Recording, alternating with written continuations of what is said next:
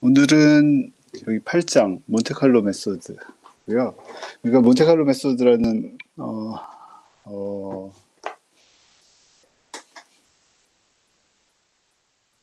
몬테칼로 메소드라는 건 그 한마디로 얘기하면 어떤 거냐면 이제 확률적인 특성을 확률과 통계적인 특성을 뭔가 활용해서 뭔가 시뮬레이션을 하거나 뭔가 계산을 하거나 하는 그런 일을 얘기를 하는데요.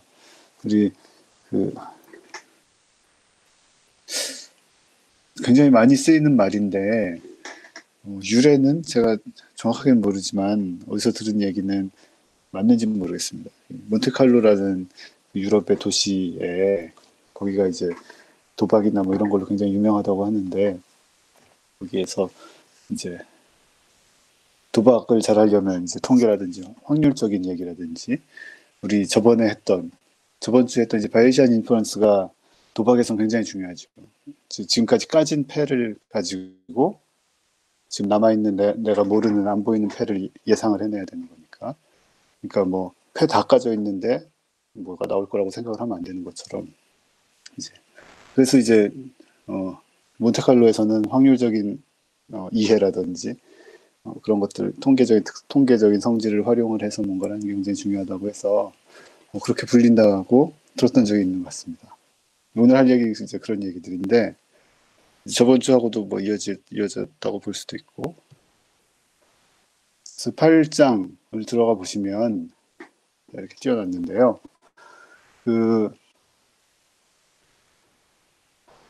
우리 오늘 두 가지 몬테칼로 방법을 공부를 하려고 하는데 한 가지 이제 둘이 뭐 그렇게 연결되어 있지는 않는 것 같은데 그러니까 오늘 수업 시간에 할 얘기는 몬테칼로 적분 얘기고 이제 통계적으로 적분을 계산하는 거예요. 적분을 정확하게 엄밀하게 계산하기 어려울 때 그런 얘기가 그 오늘 수업 시간에 다룰 내용들이고 어, 숙제로 다룰 얘기는 이제 몬테칼로 이제 적분을 하는 건 아니고 이제 통계적인 특성을 어떤 데이터에서 뽑아내고 그 통계적인 특성을 활용을 해서 미래를 예측을 하는 이제 그런 몬테칼로 어, 예. 다른 얘기인데 이제 똑같이 몬테칼로 적분한다고 이제 어, 표현을 할 수도 있겠습니다. 왜냐하면 이제 통계적인 거를 계속 뭐 어떤 그러니까 결정돼 있지 않고 내 주식 시장이 이 종목에 내가 보고 있는 이 종목의 주가가 뭐 그거는 이제 실습 들어가서 얘기를 하시도록 하고 첫 번째 이제 몬테칼로 적분 얘기를 이제 먼저 하려고 하는데요. 우선 잘 살펴보시면 여기 가운데 한가운데 이런 적분식이 있죠. 이거 적분 하실 수 있겠어요? 저는 못할 것 같은데 어떤 이런 함수는 알고 그러니까 적분 안에 들어가는 인티그런드는 아는데 적분은 계산하기가 쉽지 않은 경우 그런 경우 뭐 꽤 있죠. 꽤 있고 수치적으로 적분을 하거나 아니면 수치적으로 적분한다는 건 뭐냐면 지금 얘가 x가 0부터 무한대까지 이제 변하게 되는데 0부터 무한대 사이를 굉장히 잘게 쪼개서 그다음에 그 오일러 적분법대로 이렇게 쭉 계속 적분을 하면 정확하진 않지만 비슷한 값을 찾을 수는 있습니다. 그리고 어, 그런데 이제 그렇게 잘게 쪼개는 게 너무 많아지면 계산 시간도 많이 걸리고 또 그 한 차원에 대해서는 잘게 쪼개지만 그 차원이 늘어나면 늘어날수록 그게 이제 기하급수적이라는 표현이죠. 기하급수적으로 계산해야 되는 포인트가 많아져서 이제 할 수 없는 경우들이 있는데 이제 그럴 때 이제 유용하게 쓸 수 있는 그런 방법이에요. 여기 보면 이 함수를 그려보면 셀에서 실행을 해보면 이제 이런 것들은 설명 안 하고 넘어가도 되겠죠. 0부터 10까지를 1000포인트로 쪼갠 다음에 이 함수를 계산해서 풀을 했는데 이렇게 생겼습니다. 이렇게 생겨서 결국 그 적분이 구하려고 하는 건 뭐냐면 요 0부터 요 사이 한 뭐 4, 5 넘어가면 거의 0이죠. 함수값은. 그런데 이 그 이 아래의 면적을 면적이 적분값이죠. 그런데 이제 이 적분을 이제 엄밀하게 계산하기가 쉽지는 않아서 우리가 어떻게 하고자 하는 거냐면, 여기 보면은 우리 고등학교 때 공부했던 중간값, 평균값 정리라나요? 중간값 정리라고 하나요? 그 어떤 함수 적분값을 그 적분 구간으로 나누면 그게 평균값이 되는 거죠. 사실 평균의 정의가 사실 그렇죠. 여기 보면 얘 지금 위에 그림에서 0부터 10까지라고 적분 구간을 이렇게 잡으면, 그러니까 A가 0, B가 10 이렇게 생각을 하면 구간은 10이고 구간 크기는 10이고, 그리고 이 면적은 우리 뭐 어느 정도의 그 높이가 있는, 평균 높이가 있는 어떤 면적하고 동일하다고 볼 수가 있잖아요. 이제 그걸 이제 평균이라고 부르는 거죠. 뭐 당연한 얘기입니다, 이거는. 그래서 우리가 요 특성을 요 가운데 있는 이 중간값 정리를 활용해서 하려는 거예요. 지금 우리가 계산하고 싶었던 게 뭐예요? 이 적분, 이 오른쪽에 있는 적분값이잖아요. 근데 그게 어려우니, 그래? 그럼 평균은 계산할 수 있다 치자. 그 구간은 알고, 구간은 10 알고. 평균은 어떻게 계산하고자 하냐면, 우리가 이 구간 안에서, 그러니까 여기서 이제 몬테칼로 방법이 사용되는데, 평균을 이 구간 안에서 난수를 발생시켜서 함수를 그냥 계산해 보는 거예요. 뭐 1000번을 난수를 발생시켜서 계산된 함수값에 평균 계산하면 이게 실험적인 F민을 구할 수가 있는 거죠. 그러면 이제 실험적으로 거기다가 이제 구간 B-A를 곱하면 이제 적분값을 얻을 수가 있는 거죠. 그러면 이게 잘 들어맞으려면 어떻게 해야 되겠어요? 그 F민이, 실험적으로 얻은 F민이 얼마나 실제 F민하고 같은지 그게 알아야 될 텐데, 안다기보다 실험적으로 구한 F민이 실제 F민하고 같으면 이제 정확한 거고, 그 실험이 잘못됐으면 이제 부정확한 거고. 실험이, 그래서 F민이 실험으로 얻은 게 실제 값하고 같으려면 뭐 난수를 많이 발생시키면 뭐 되는 겁니다. 그래서 간단한 실험을 여기서 해보는데요. 여기 보면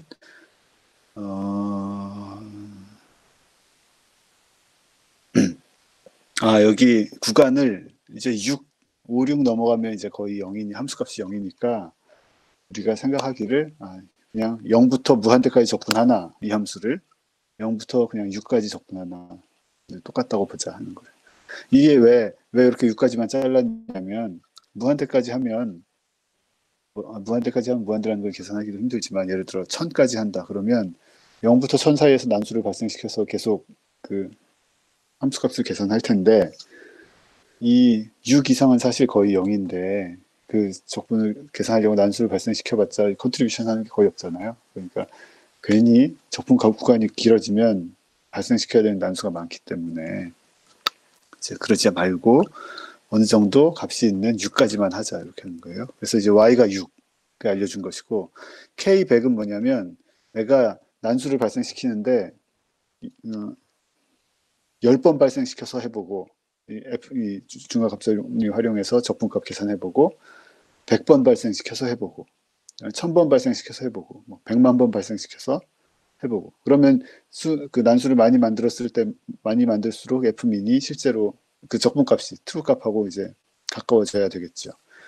그 실험을 하기 위해서 지금 K100은 100번을 그러니까 100번의 실험을 한다는 얘기고, 로그 스페이스 1부터 8, 이거는 10부터 10의 8승 1억까지, 그다음에 그걸 이제 로그 등간격으로 100포인트를 쪼개서 그만큼 100포인트를 쪼개서, 그러니까 첫 번째 실험은 10번이고, 1번 실험은 난수를 10개 발생시켜서 하고, 2번 실험은 뭐 또 몇 개 발생시켜서 하고, 그다음에 마지막 실험은 이게 8까지니까 마지막 실험은 1억 개 난수를 발생시켜서 실험을 하겠다. 이제 그런 얘기입니다.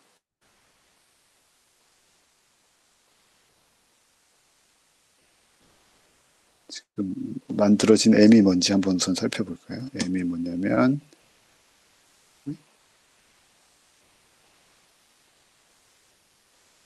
왜 안 보여주지?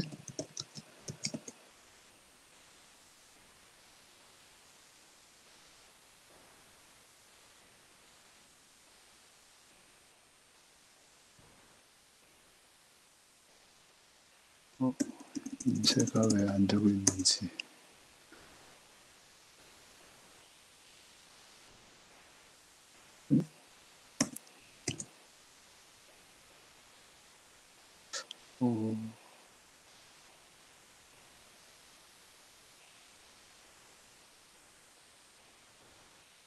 잠깐만요.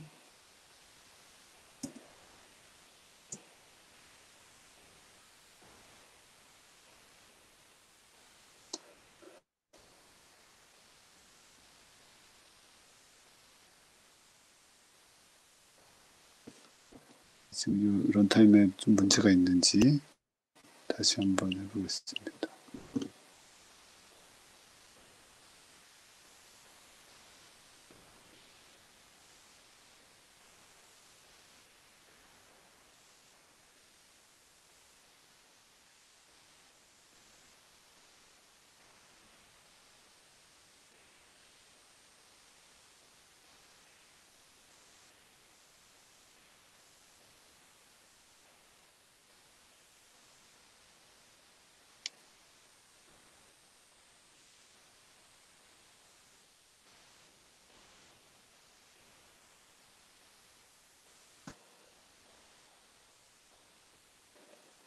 이게 잠깐만요. 이게 제게 지금 실행이 잘 안 되고 있는데 다시 한번 해보겠습니다.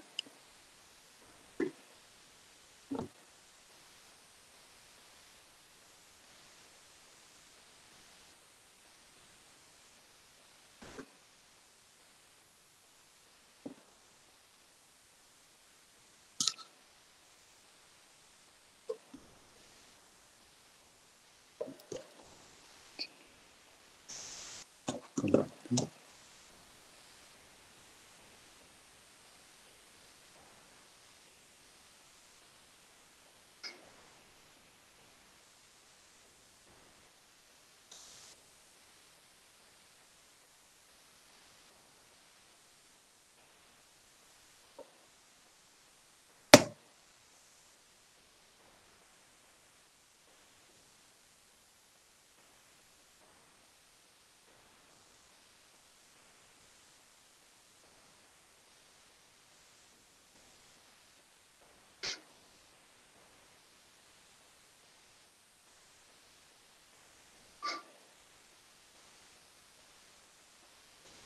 예, 다시 돌아왔는데요.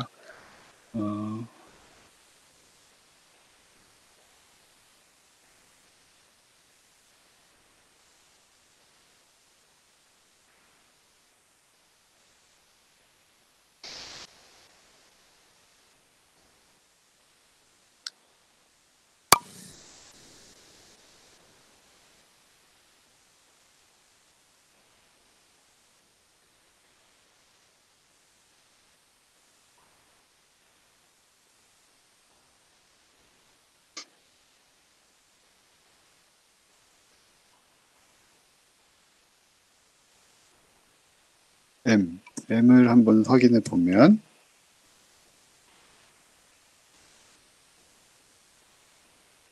지금 보면은 처음 이제 M은 100개짜리 벡터고 처음 것은 아까 1이라고 했으니 10의 1제곱 그래서 10이고 그다음에 두 번째 실험은 11번 랜덤 넘버를 발생시켜서 모데칼로 적분을 해본 거고 쭉 이제 증가시켜서 맨 마지막에는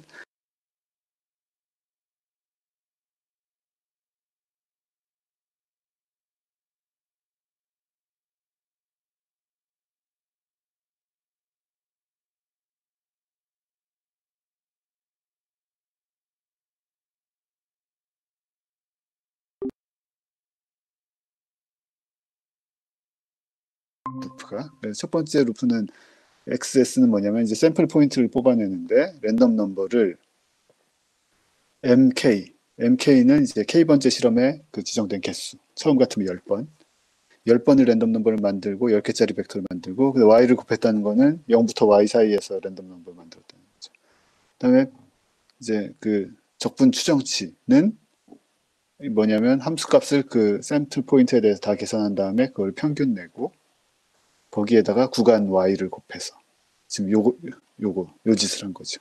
B-A가 Y고 F미는 F민 실험적으로 지금 S팀 요 가운데 줄에서 지금 계산한 것이고, 그거를 이제 모든 K에 대해서 K번, 100번의 실험을 한 결과를 이제 보여주고 있습니다. 여기 보면 처음에 샘플이 10개밖에 안 됐을 때는 뭐 적분값이 1 좀 넘게라고 알려줬고, 그다음에 들쭉날쭉 왔다 갔다 하다가 한 10만 개 정도 샘플이 되면 뭔가 수렴한 것처럼 보이다가 그 이후에는 거의 이제 같은 걸로 보면은 이게 한 1억 번 정도 했을 때 샘플 수를 굉장히 많이 했을 때 한 0.7 정도로 수렴을 하는 걸 보니 그게 이제 아까 그 정적분 값에 이 적분값이 그 정도 되나 보다라고 생각을 할 수가 있어요.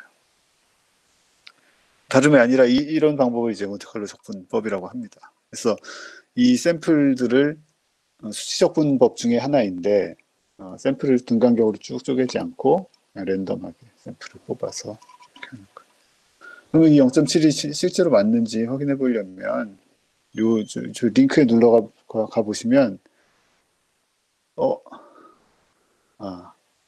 링크에 눌러보시면 뭐 적분식을 입력해 보면 계산을 해주는 이런 곳이 있는데, 고마운 데가 있는데, 여기 보면은 이제 0.696 정도가 값이다 이렇게 이제 알려주고 있네요. 그래서 우리가 계산한 게 맞는지 비교를 해보면 우리가 실험에서 얻은 게 파란 선이고,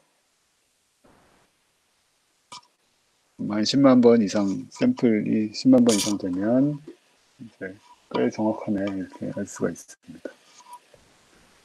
같은 방법을 이제 여러 가지 유명한 실험에 이제 쓸 수가 있는데요.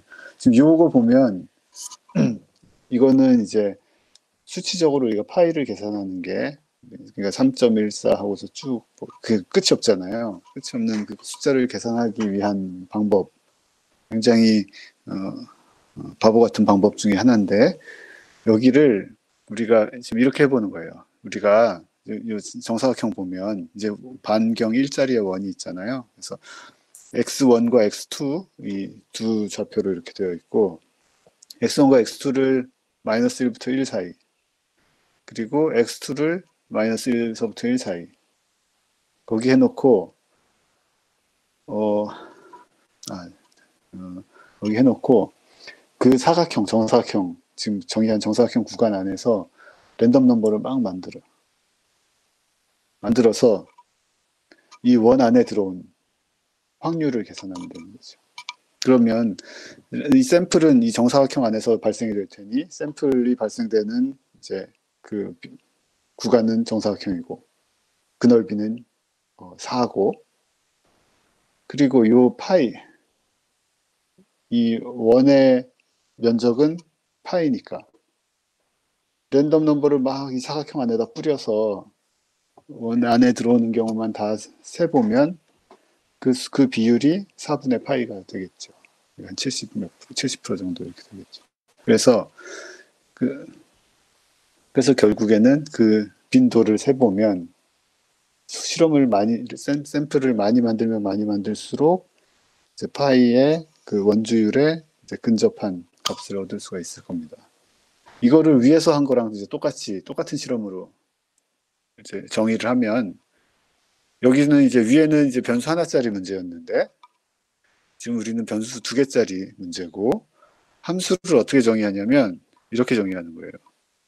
여기 있는 것처럼 이 파란 원 안에 있으면 함수값이 1이고 그 밖에 있으면 0이고, 그러면 이 함수를 지금 이 정사각형 구간에서 적분하면 이 함수값은 원 안에 있을 때만 1이기 때문에 적분한 면적은 사실 원 면적이 돼야 되겠죠. 그래서 이 적분값은 파이라는 거를 이제 알고 있는 것이죠. 그러면 여기에서 그 중간값 정리 아까 있던 거를 2차원으로 이렇게 확장을 해서 해보면 요 오른쪽 적분값을 전체 면적, 구간 면적, 여기서요, 가운데에서 이제 오른쪽 적분값이 이제 알고 싶은 것이고, 걔를 구간 면적으로 나누면 이제 평균값이 되는 것이죠. 그런데 사실 여기서는 이 적분값은 이제 파이라는 것을 알고 있죠. 우리 숫자는 모르지만 그거 이제 아는 거죠. 그러니까 추상적으로는 알고 있는데 이게 파이라는 걸 알고 있는데 실제 숫자는 지금 모르는 경우, 모르는 경우 대충 알지만 더 정확하게 모르고 우리가 실험을 점점 많이 해서 더 정확한 숫자를 이제 알고자 하는 그런 문제죠. 그러면은 이 함수를 이렇게 정의된 함수를 그냥 이 정사각형 구간에서 랜덤 넘버를 막 만들어서 계산된 F민을 그냥 4를 곱하면 그게 파이겠네. 알 수가 있습니다. 그래서 똑같이 여기 이 i라는 함수는 뭐냐면 이 유닛 서클 안에 있는지 알려주는 함수잖아요. 어떤 두 포인트를 넣었을 때 i랜다. 여기 i가 아니고 이 f라는 함수. f라는 함수는 그 어떤 두 포인트를 넣어줬을 때 1을 출력하면 그 포인트는 원 안에 있구나. 아니면 0을 출력하면 그 밖에 있구나. 그러니까 유닛 서클 안에 있는지 알려주는 함수라는 뜻에서 이제 유닛 서클 인디케이터라는 이름을 붙였습니다. 그래서 이거는 1, 그러니까 그 두 개짜리 벡터가 들어가서 그 놈이 1보다 작으면 1을 출력하고 아니면 이제 0을 출력하고 그런 것이죠. 그러면 똑같은 실험을 이제 K 100개, 그 샘플을 10개부터 10개까지 이게 100번의 실험을 이제 할 것이고 이제 아까 몬테칼로 접근한 거랑 똑같습니다. 샘플을 이렇게 뽑아서 이번엔 뽑았는데 두 차원으로 뽑았고 x1과 x2가 있으니까 두 차원으로 그 실험 횟수만큼 뽑았고 거기다가 2를 곱해서 1을 빼줬다는 건 뭐예요? 2 곱하고 1 빼기 전에는 0부터 1 사이에서 뭔가 그러니까 0부터 1 사이에 어떤 사각형에서 뽑힐 텐데 2를 곱하면 0부터 2 사이에 두 배 큰 사각형이 될 것이고 그래서 1 해주면 마이너스 1부터 플러스 1 사이에서 랜덤 넘버들을 만들었다는 얘기입니다. 이 줄이. 그럼 똑같이 인디케이터 함수를 계산하고 구간으로 나누면 실험 횟수별로 비교를 해보면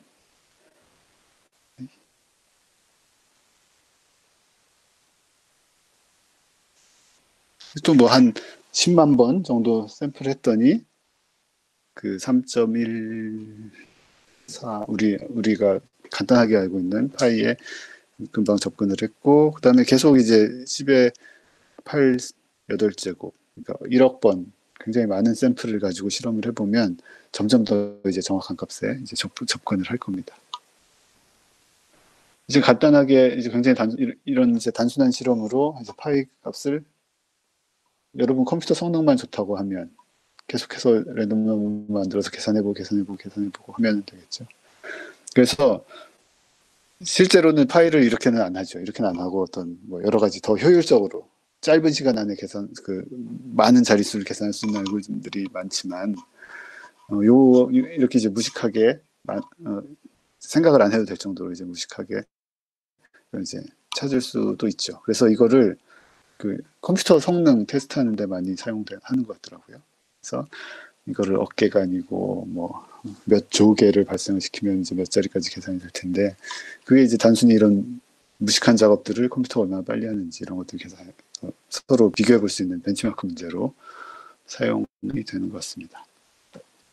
그러면 이제 지금 2차원에서 요 원의 면적을 이렇게 몬테칼로 방법으로 계산을 해봤고 얘를 이제 점점 차원을 높여서 해보려고 하는 이게 3차원으로 늘어나면 이 문제는 어떤 문제가 되냐면 3차원으로 늘어나면 그 어떤 구가 정의가 되고 그렇죠?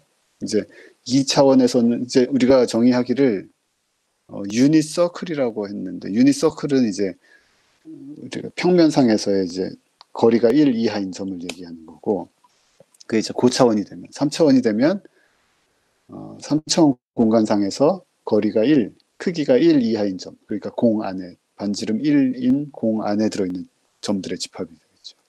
이제 그런 것들을 3차원 같으면 그러니까 n차원, 고차원에서 n볼이라고 이렇게 부릅니다. 그래서 3차원까지는 우리가 그려볼 수 있고 4차원, 5차원 뭐 더 차원이 늘어나면 그건 이제 우리는 모양은 모르지만 수학적으로 이제 정의할 수 있는 그런 볼이 되는데 그래서 지금 3차원 문제 같으면 이제 그 공의 부피가 기억나시겠죠? 뭐 3분의 4 파이, 3분의 4 파이 r 세제곱 이렇게 하면 부피잖아요.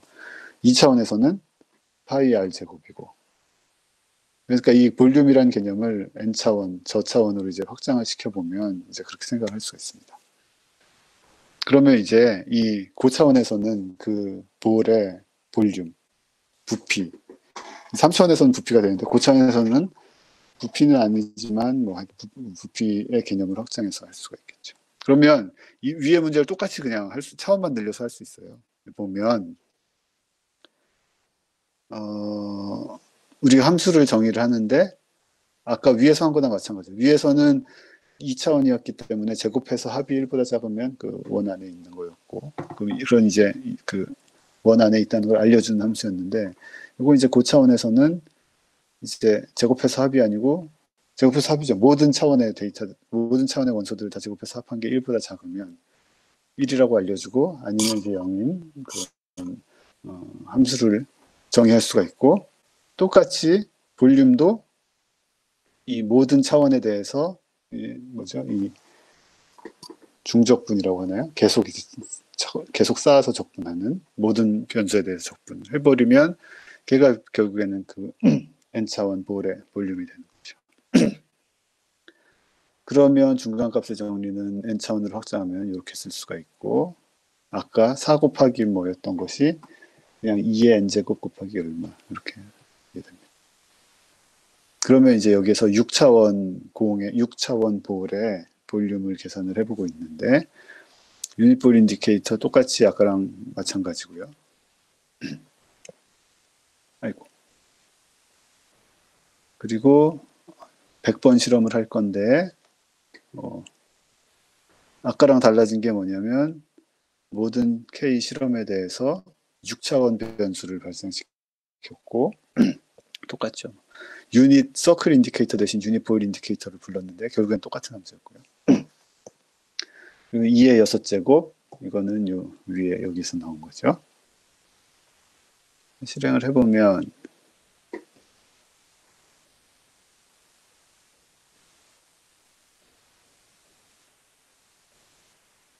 여기 오타가 있네요. 볼륨.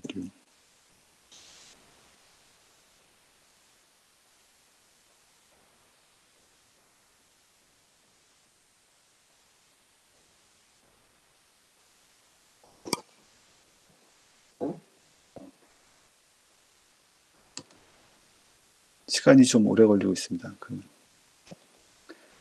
저희가 이 소프트웨어 랩 처음 만들었을 때만 해도 이 구글 콜랩 사용하는 사람이 그렇게 지금처럼 많지는 않았던 것 같은데, 그래서 쌩쌩하게 잘 할 수 있었는데, 점점 사용자들이 많아지면서 우리는 또 거기에 계속 붙어가지고 그 구글 콜랩 사용해서 이제 하다 보니까 이게 점점 더 느려지는 것 같고, 버그도 막 나타나는 것 같고, 그렇더라고요. 그래서 아직도 계산하고 있네. 또 뭐 꺼졌나? 기다려보시면 나올 것 같고요.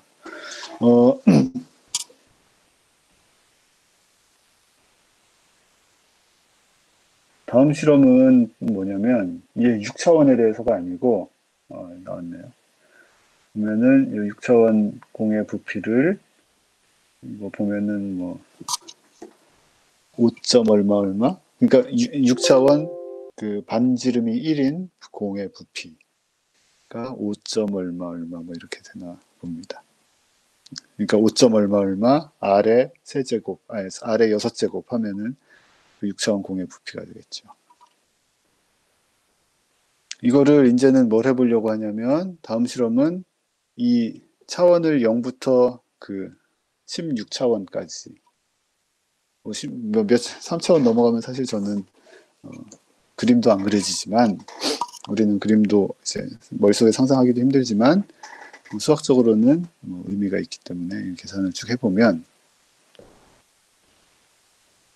이거는 이제 뭐냐면 모든 그 n을 0부터 16차원, 0차원부터 1차원, 2차원, 3차원, 16차원까지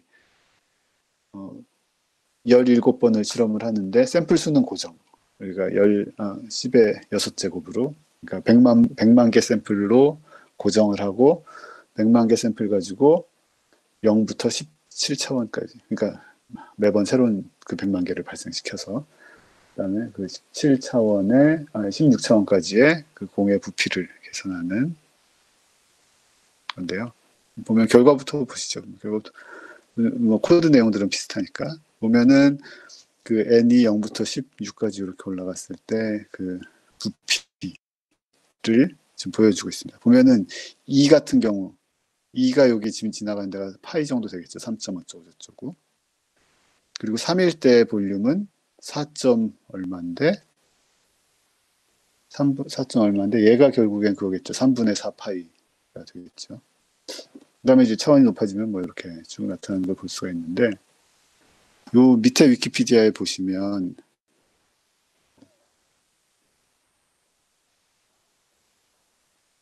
밑에 위키피디아에 보시면 이제 n차원 유닛 볼에 그 볼륨들이 이렇게 쭉 표시가 되어 있습니다. 그래서 이 값들하고 실제로 맞는지 이 값은 실제로 엄밀하게 계산할 수 있는데요. 여기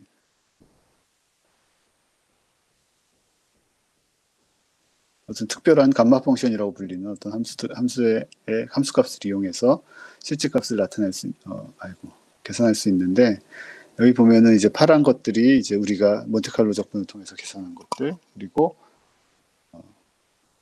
점선 주황색 점선이 이제 실제 값 이렇게 이제 비교를 해볼 수가 있습니다.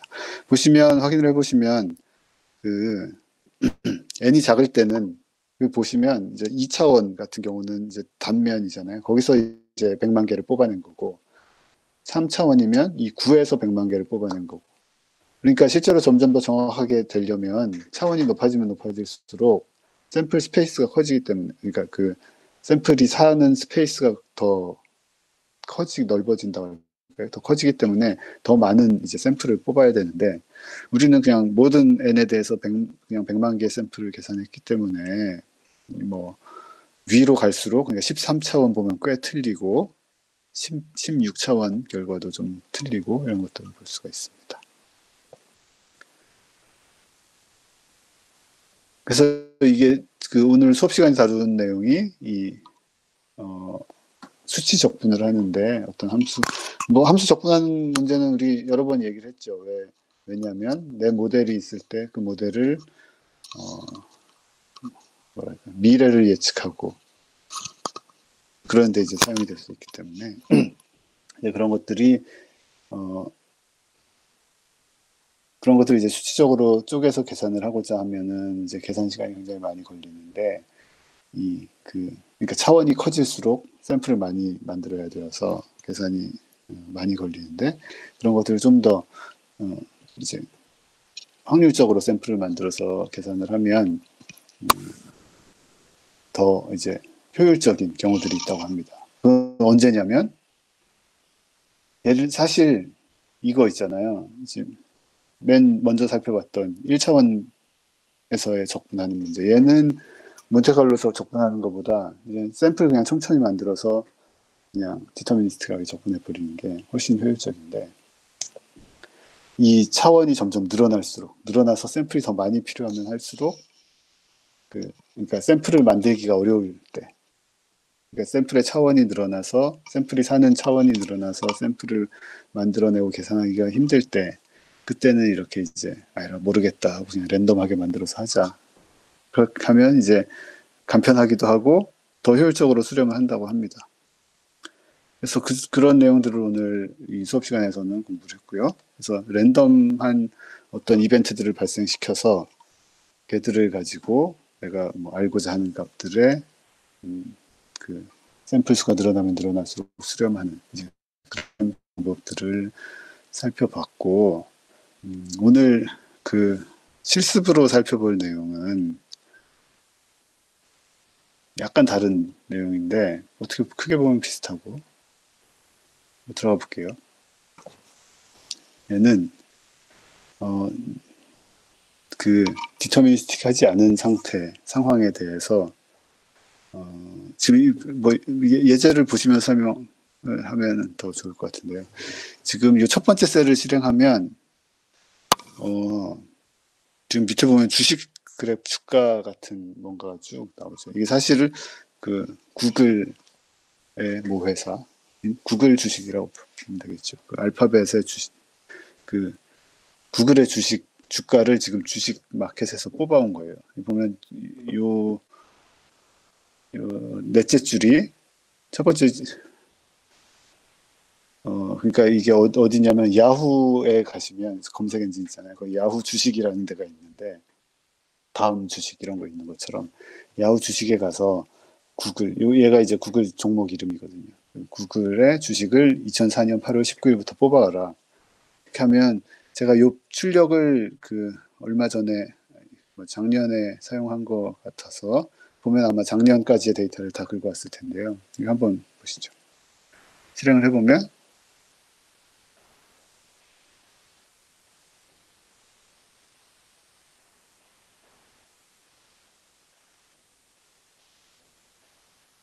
아까 그래프보다 좀 더 늘어났어요. 지금 4천 날짜에 대해서 그러니까 2004년부터 8월부터 아마 오늘까지일 것 같은데 이게 지금 알파라는 데다 불러왔잖아요. 이거를 보시면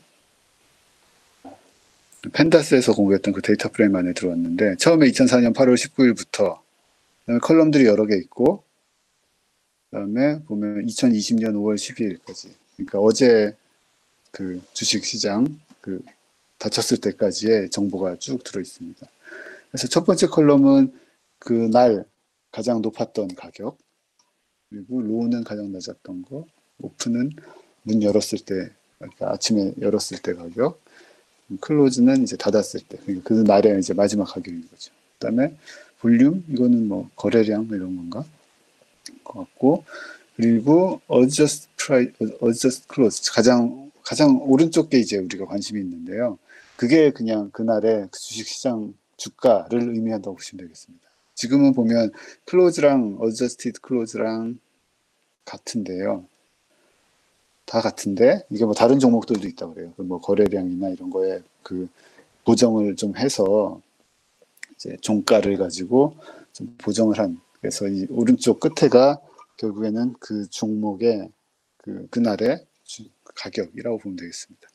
그래서 우리는 이 오른쪽 끝에 이 값을 가지고 위에 그린 게 이거예요. 그래프를 그렸는데 0은 이제 2004년 8월 19일 날의 가격이고 50 정도 됐네요. 근데 지금 1년에 주식시장이 열리는 날이 250일쯤 된다고. 일주일에 5일 정도 열리니까 50주에서 250주 정도 돼서 지금 500일이면 한 2년 정도 지난 거죠. 그래서 2년 4, 6, 8, 10, 3, 그 4,001 정도의 데이터가 되는 거네요. 그러면은 4,001면 지금 한 16년 정도 되겠죠.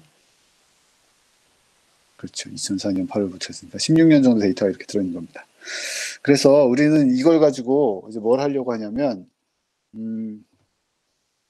이 종목에 내가 투자를 해도 되는지를 생각을 해보려고 하는 거예요. 이 데이터 가지고. 그래서 지금 이 과거의 정보를 가지고 얘가 수익률이 얼마나 되는지, 그리고 그 위험률이 얼마나 되는지, 그걸 보려고 합니다. 우선 수익률은 전체적으로 보면 쭉 증가하고 있잖아요. 천천히 증가를 하고 있죠. 그래서 뭔가 결국엔 가지고 있으면 결국에는 뭔가 늘어날 것 같은 생각이 드는데 근데 특별히 있던 요 구간 지금 요 한가운데 있는 요 구간 같은 천 근처에 요 구간 같은 경우는 짧게 가지고 있었으면 뭔가 손해를 봤을 것 같고 제가 한 10년 가지고 있다 그러면 사는 게 좋겠죠. 그리고 한 3,500 요 구간을 보면 오르락내리락하고 최근에 이건 뭔가 코로나의 영향인가요? 훅 떨어진 적이 한 번 있는데 지금 보면은 한 100일쯤 전, 한 석 달쯤 전에 툭 떨어졌으니 그거의 영향이라고 봐도 될까요? 하여튼 그렇습니다. 그래서 결과적으로는 쭉 늘어날 것이고 그리고 얘가 얼마나 안정적으로 늘어나거나 얼마나 그 변화량이 큰지 그것도 이제 궁금하죠. 얼마나 위험도가 큰지 그런 것들을 이제 찾아보려고 하는데 그 찾는 이유는 뭐냐면 그걸 알아야 내가 투자를 할지 말지를 결정할 수 있으니까. 그래서 여기 보면 그 이제 P가 뭐냐면 그 아까 제가 뽑아낸 그래프로 그렸던 개예요. 그 가격 주가. 이건 보면은 하루새에 몇 프로나 증가했냐인 거잖아요. RT는. 그러니까 하루에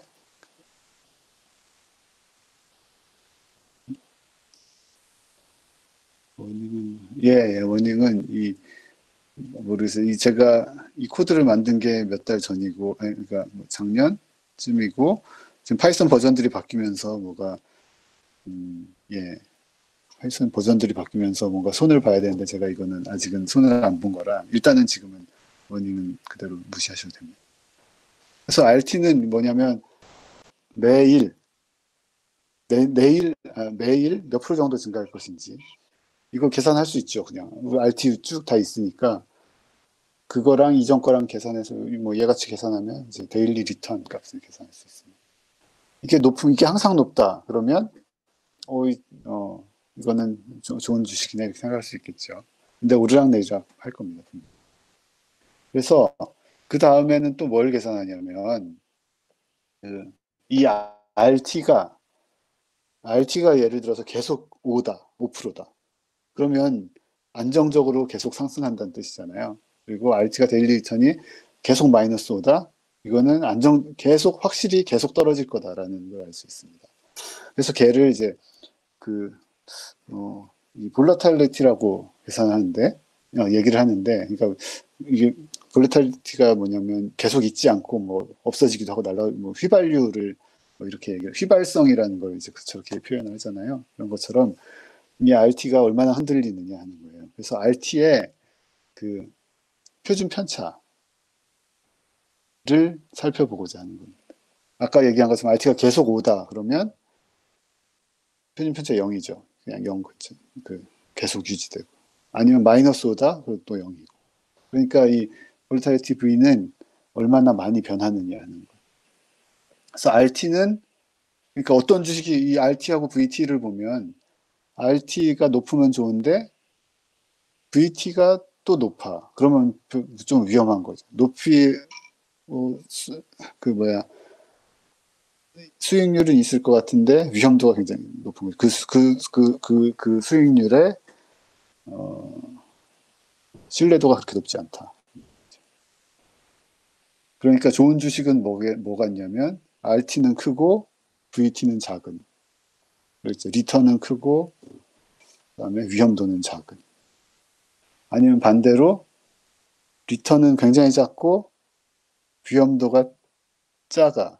그러면 확실히 안 좋은 주식인 거죠. 그리고 리턴은 작은데 위험도가 커. 그 얘기는 한번 배팅 해볼 만한 뭐 하여튼 그런 의미로 보면 되겠습니다. 근데 이제 주식시장에서는 보통 그거를 다 일 단위로 안 바라보고 년 단위로 바라본다 그래요. 그래서 이 RT를 1년으로 계산을 하면 연간 수익률이라고 볼 수 있는 것이고, 그다음에 이 VT를 또 연 단위로, 그러니까 매년 몇 프로씩 이게 흔들흔들할 것이냐. 그래서 연 단위로 그걸 살펴보면 단어가 있을 텐데,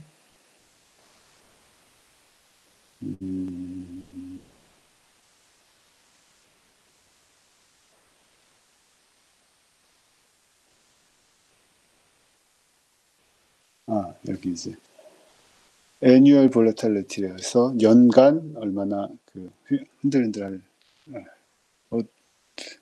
우리말로 적당히 제가 우리말로 그러니까 주식을 안 해서 우리말로 정확하게 뭐라 하는지 모르겠습니다.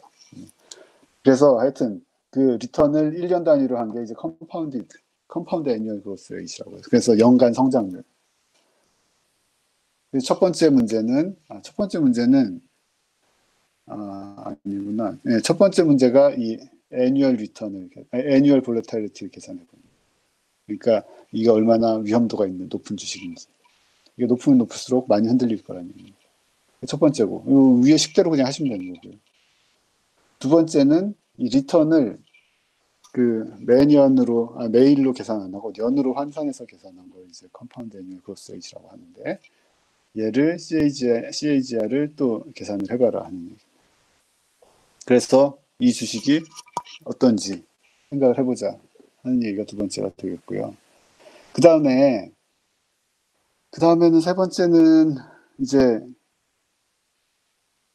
지금 이게 두 개 계산한 게 뭐냐. RT를 데일리 리턴을 데일리 리턴의 평균을 계산할 수 있으면, 뭐 예를 들어서 그 리턴의 평균이 1이다. 10이다. 굉장히 좋은, 그러니까 RT가 평균이 10이고, 그리고 RT의 표준 편차가 뭐 2이다. 2다. 그러면 내가 그 지금까지 16년의 데이터를 가지고 이제 추산한 거잖아요. 그 두 가지 통계적 특성을. 그럼 그 통계적 특성을 이용해서 내가 내일의 주식도 예상할 수가 있습니다. 어떻게 해요? 오늘 가격이 있으면 거기다가 RT를 곱해서 1 더하기 RT를 곱해서 뭐 만들어내면 되는 거죠. 근데 RT를 우리가 지금 계산해낸 통계적 특성을 가지고서 그러면 내일 거 계산할 수 있고 모레 거 계산할 수 있고 계속 계산할 수 있어요. 그렇게 해서 지금 하려고 하는 게 뭐냐면 이 문제는 1년 동안 그 통계적 특성을 유지한다고 가정하고 1년 동안 계산을 해보는 거예요. 주가를. 그래서 1년 후에 이 가격이 이 주가가 얼마나 될지 살펴보고 그 질문들이 이제 뒤에 계속 나올 건데요. 한번 보시죠. 지금 그래서 세 번째 같은 경우는 지금 이게 보면은 이 RT를 우리가 지금 계산한 통계적 특성을 사용해서 주가를 계속 엑스트라폴레이션 하면 지금 세 번째 문제가 그걸 사용해서 1년 후에 주가를 예상해봐라. 그리고 뭐죠? 그리고 지금까지 있던 이 그래프에 겹쳐서 그려봐라는 거예요. 그러니까 얘를 쭉 이어서 그러니까 4천 넘어서를 쭉 250개 한번 엑스트라폴레이션 해보시라는 거예요.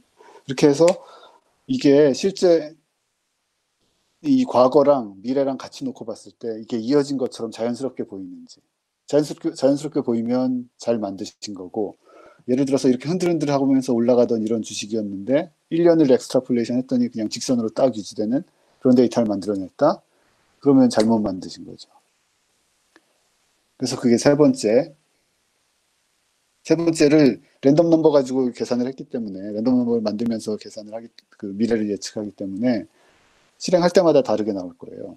그래서 한번 해보시고 붙여서 그려보시고 또 그려보시고 또 그려보시고 하시면 계속 비슷한 그러니까 남한테 딱 보여줬을 때 그냥 한 종목의 데이터처럼 보이네 이렇게 느껴지면 이제 잘 만드신 게 되겠습니다. 그리고 이제 걔를 이제 한 번 실험이면 1년을 엑스트라폴레이션 하는 거고 그걸 이제 10,000번 한번 해보시라는 거예요. 해보면 오늘로부터 시작해서 1년 후에 주가가 굉장히 뭐 여러 가지 어떤 분포를 가지고 있을 거잖아요.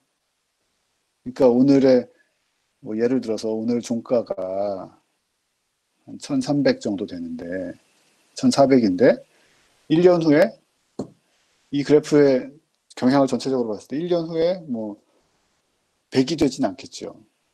한 1000에서 한 1600, 1700, 1000에서 한 2000까지 될 수도 있을 것 같고 근데 뭐 1년 후에 100이 된다든지 뭐 1년 후에 10만이 된다든지 이런 거는 뭐 잘못 계산한 그런 게 되겠죠. 그래서 10,000번을 계산해서 그 1년 후의 가격을 한번 살펴보세요. 그게 네 번째 문제고 그러면 그 10,000번 결과 있잖아요. 1년 후의 가격 계산한 예측한 결과. 걔를 가지고 지금 이런 거를 알아보려고 하는 거예요. 지금 그걸 기반으로 해서 내가 이걸 지금 살지 말지를 결정해야 되는데 지금 다음 이제 5번에 있는 질문 같은 거를 한번 대답을 해보시라는 거죠. 뭐냐면 첫 번째 질문은 1년 후에 이게 얼마 정도 될까? 평균. 그러니까 10,000번의 평균 계산해 보면 되겠죠. 평균. 이거는 뭐 지금 1,400인데 한 1,700까지는 가겠다. 그거 한번 계산해 보시고 두 번째 문제는 95% 확률로 달성할 수 있는 값은 얼마인가? 그 얘기는 뭐냐면 95% 확률 그러니까 내가 지금 1,400인데 가격이 그래도 95% 확률로 1,200까지는 될 것 같다. 이제 그런 그런 분석을 할 수 있어야 될 거잖아요. 이해가 되셨는지 모르겠는데 그러니까 그 10,000번 중에 한 5% 정도는 얼마 이하로 나올 것이고, 한 95% 정도는 얼마 이상으로, 그러니까, 그걸 분석할 수가 있겠죠. 그러니까 다시 얘기하면, 그래, 못해도, 1200은 될 확률이 95%는 된다. 이런 걸 이제 얘기할 수 있어야 되는 거죠. 1년 후에. 지금, 여러분들 이거 매니저라고 하면 고객한테 이 주식 사시면, 95%의 확률로는 얼마 이상은 보장할 수 있어요. 이렇게 얘기를 하려고 하는 거예요. 그 다음에 세 번째는 이거는 2배 이상, 지금 가격의 2배 이상 될 확률은 몇 프로일까요? 이게 높으면 투자할 만한 가치가 있고 뭐 그런 거겠죠. 그리고 두 번째 질문 같으면 그게 높으면 높을수록 뭐죠? 그 믿음을 가지고 살 수가 있을 것이고 그런 얘기가 되겠습니다. 그래서 문제 5번은 문제 4번에서 계산한 10,000번의 실험 결과를 가지고 걔를 가지고 내가 이제 이거 살까 말까를 이제 예상을 해보셔야 되는 거예요. 가장 기초적인 방법으로 주식 투자하는 전략을 오늘 공부를 했는데요. 실제로는 이거보다 훨씬 복잡하게 하죠. 이게 왜 이렇게 간단하게 하는 지금 가장 큰 단점이 뭐겠어요? 여기서 오늘 한 거에 가장 큰 단점이 그 내 주식의 그 통계 특성을 과거 10년 데이터를 가지고 했는데, 과거 16년 데이터를 가지고 그걸 추산을 했는데, 그게 과거 16년 동안 동일하게 그 비율로 뭔가가 지나왔다라는 걸 가정을 했고, 그리고 또 한 가정은, 굉장히 큰 가정은 미래에도 지금처럼 움직일 거라는 가정을 하고서 이렇게 하는 것이죠. 근데 실제로는 안 그렇죠. 지금 또 뭐, 누가 지금 3,500까지 데이터를 보면, 그러니까 이 데이터의 첫날부터 3,500번째 날까지 데이터를 보면, 저 여기를 이렇게 가려놓고 보면, 와, 앞으로 계속 오르겠네, 이렇게 생각을 하죠. 근데 지금까지 이렇게 계속 올랐으니까. 그래서 이제 미래에도 지금처럼 오를 걸로 생각을 했는데, 날짜를 까봤더니 이제 툭 떨어지기도 하고, 좀 이렇게 하면 손해를 보고 그랬겠죠. 그래서 미래에도 과거처럼 움직일 거라는 가정, 굉장히 큰 가정이죠. 그것 때문에 사람들이 많이 손해를 보고, 그리고 과거 10년, 16년 동안 지금 똑같이 이제 움직였다고, 똑같은 통계적 특성을 가지고 움직였다고 했는데, 그것도 이제 굉장히 다르죠. 보면은 처음하고 지금 기울기가 다 다르잖아요. 여기는 굉장히 완만하게 올라가고 있고, 기울기는 점점 여기서는 커지고 있고, 이 부분에서는. 그렇기 때문에 16년 데이터를 다 쓸 것이냐? 그것도 문제가 있죠. 너무 오래전 데이터는 좀 안 쓰는 게 좋을 것 같고, 그거는 이제 여러분들이 실제로 현업에서 이런 걸 분석을 하시고 전략을 세워야 되면 그때 이제 골치 아픈 머리를 많이 써야 되겠죠. 그래서 이제 그런 걸 언젠간 하실 텐데 가장 단순한 방법으로 이제 하는 이제 기법들을 설명을 했었고 뭐 이런 것들이 다 활용이 되겠죠. 여러분들 일하실 때. 제가 결과를 하나 보여드렸으면 좋겠는데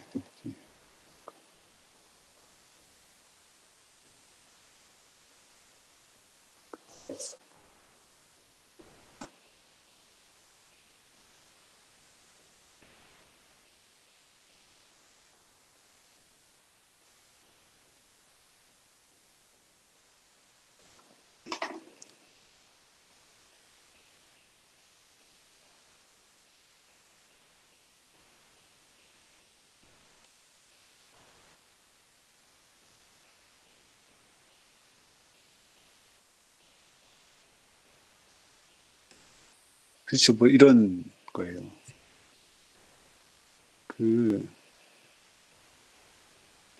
지금 이게 아까 봤던 16년 된 데이터고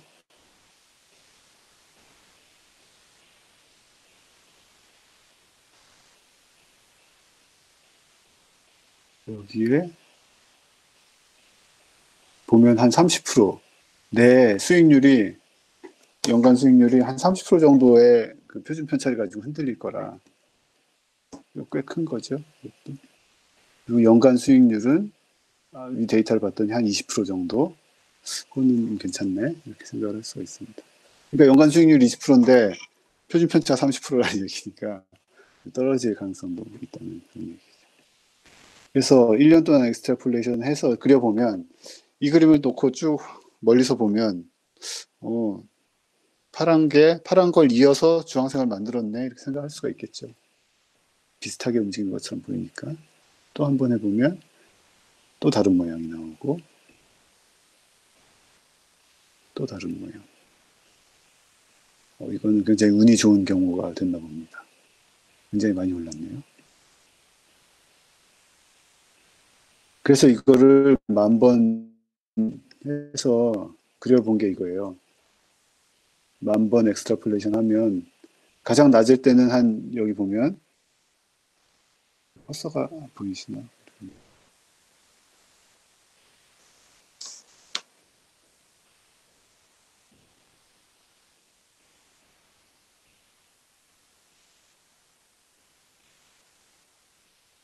이게 되게 느리죠, 지금. 그러니까 반응이 되게 느린 것 같은데. 그러니까 10,000번 한 걸 그려놓은 게 오른쪽에 알록달록한 그림입니다. 계속 다른 색깔로 계속 그린 거고. 그래서 보면 운이 굉장히 좋으면 5천 얼마까지도 오르기도 하고, 그러니까 10,000번 중에 그런 경우가 나타나기도 했고, 어떤 경우는 한 600, 500까지 떨어지기도 하고, 괜히 운이 나쁜 경우. 그래서 이 10,000번 종가들을 이제 10,000번 1년 익스트라폴레이션 한 10,000번의 결과들을 가지고 히스토그램을 그려본 게 이 그림이 되고요. 보면은 가장 높을 때 한 5천 얼마 넘어가는 것도 나왔고,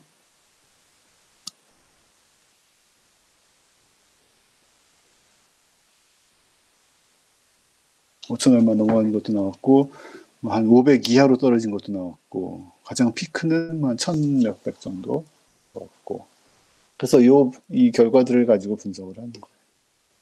보면은 요 빨간 줄을 이렇게 그으면 빨간 쪽 아래는 이제 5% 정도가 분포하는 자리고, 빨간 쪽 넘어서가 이제 95%가 분포하는 자리.